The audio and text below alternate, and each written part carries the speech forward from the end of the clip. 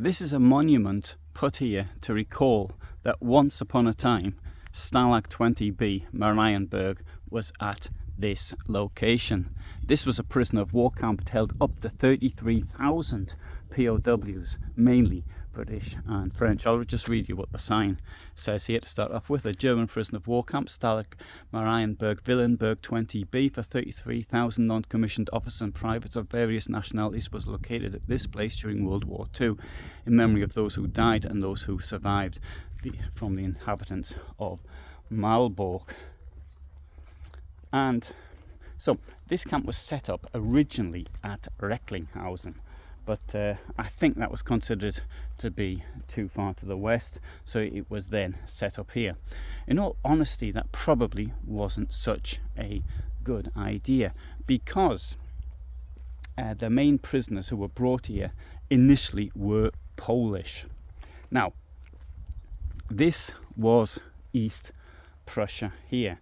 There was a small Polish-speaking minority here, and we know that because there was, after the end of the First World War, this was then West Prussia, there was a referendum here, and in the referendum, whereas many Poles clearly, or Polish-speaking people clearly voted for Germany, by the time the Third Reich came along, they might have regretted their choice.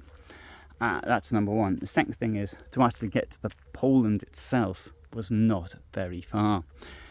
You see over there, that was part of the territory of the Free City of Danzig. And the border between East Prussia, as it became, part of West Prussia became part of East Prussia after 1920, such as here. And so the border was the Nogat River. It's a 59-kilometer long river, and from the beginning to the end it made the border between Gdansk, the Free City of Gdansk, or Danzig if you like, and East Prussia. And whereas there wasn't so many Poles there, to get to places where there were Poles, and thus probably assistance, wasn't so difficult. So the prisoners of war, well, it's not much good keeping them in the barracks that were once around here. Put them to work, so they worked largely in agriculture. So there's for example, here it was an asphalt and tar manufacturing plant. There was a milk facility, milk products, dairy products. So people that worked there, so they worked outside doing things like that. And now for Poles, obviously not a good idea, so they were moved further to the west. But once British and French prisoners were available, they were brought here, and they required less supervision, because despite what you may have seen in all the POW camp films, it wasn't that everybody was trying to break out. They'd surrendered, they were in the middle of nowhere. At least they went back to the camp at night, they'd get fed, and it was relatively peaceful for them.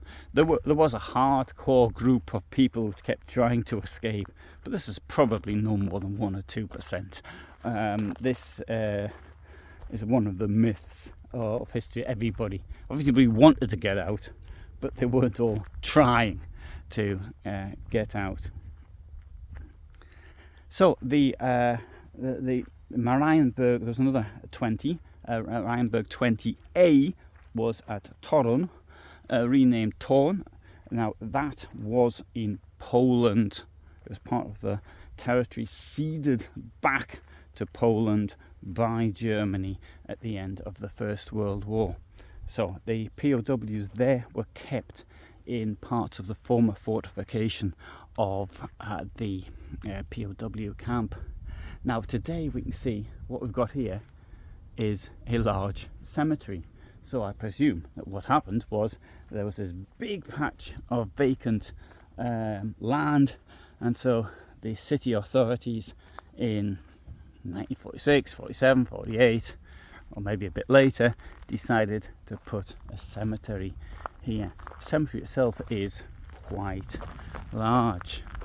Now this is located approximately 4 kilometers, more or less, from the centre of Malbork, and I say that because it's from the time it took me to to get here, which is quite easy then to work out. There is at the moment an exhibition in the tourist office in Malbork of the POW camp, and I was extremely impressed to actually see it, that it was here. And now I knew, obviously I planned to come here and then to go to the British military cemetery as well, but I didn't know that there was a monument here until yesterday. So from that is something which I was very pleased to see.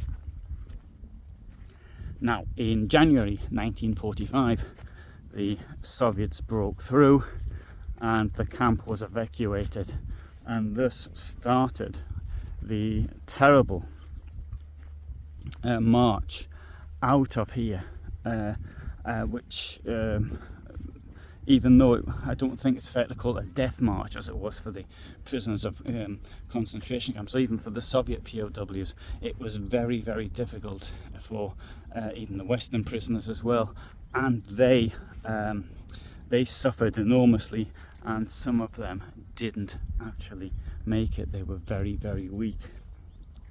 They were marched west, and indeed many of them appear to have been liberated by British and American troops. So I'll do a longer video on this POW camp.